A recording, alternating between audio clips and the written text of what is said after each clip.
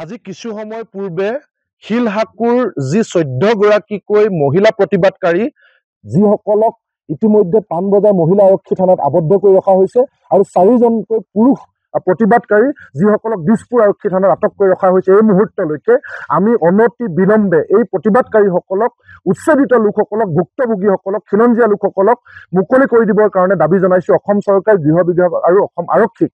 আমাৰ স্পষ্ট কথা, মুখ্যমন্ত্ৰী ডাঙৰীয়াৰ কাৰণে অতিকৈ আচলতে লাজ লগা কথা যে যিগৰাকী মুখ্যমন্ত্ৰীয়ে কৈছিলে যে খিলঞ্জীয়া যুৱক মাটিৰ অধিকাৰ দিব, যিগৰাকী মুখ্যমন্ত্ৰীয়ে থলুৱা লোকৰ নাম লৈ জাতি মাটিৰ ভেটিৰ কথা কৈ ক্ষমতাৰ শাসনৰ গাদীলৈ আহিছিল, সেইগৰাকী মুখ্যমন্ত্ৰীয়ে ক্ষমতাৰ গাদীত মুখ্যমন্ত্ৰীৰ আসনত 2021 চনত বহাৰ পাছতেই 2022 চনৰ পহিলা ভাগতে গুৱাহাটীৰ মাজমজিয়াত 100% খিলঞ্জীয়া থলুৱা বৈধ আৰু জনজাতীয় লোক যি 1203টা পৰিয়ালক গৃহহীন কৰিলে, উচ্ছেদ কৰিলে, বৰ্বৰভাৱে আক্ৰমণ কৰিলে।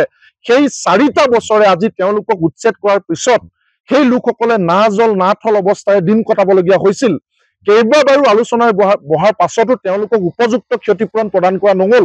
আজি 4টা বছৰে তেওঁলোকক বিকল্প স্থানত সংস্থাপন দিয়া নহল, যাৰ কাৰণে আজি উপায়হীন হৈ 4টা বছৰৰ পিছত এই হিমন্ত বিশ্ব শৰ্মা চৰকাৰৰ শেষ হওঁ অৱস্থাত শেষৰখন বিধানসভা অধিৱেশন 25 নৱেম্বৰ তাৰিখে হ'ব।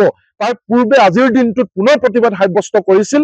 সেই প্ৰতিবাদস্থলীৰ পৰা এই খিলঞ্জীয়া প্ৰতিবাদকাৰীসকলক, থলুৱা লোকসকলক যি বৰ্বৰভাৱে আক্ৰমণ কৰা হ'ল আৰক্ষীৰ দ্বাৰা আৰু তেওঁলোকক আটক কৰি এতিয়া আমি জানিব পাৰিছো যে জেল হাজোতলৈ প্ৰেৰণ কৰা অভিসন্ধি ৰচনা কৰিছে।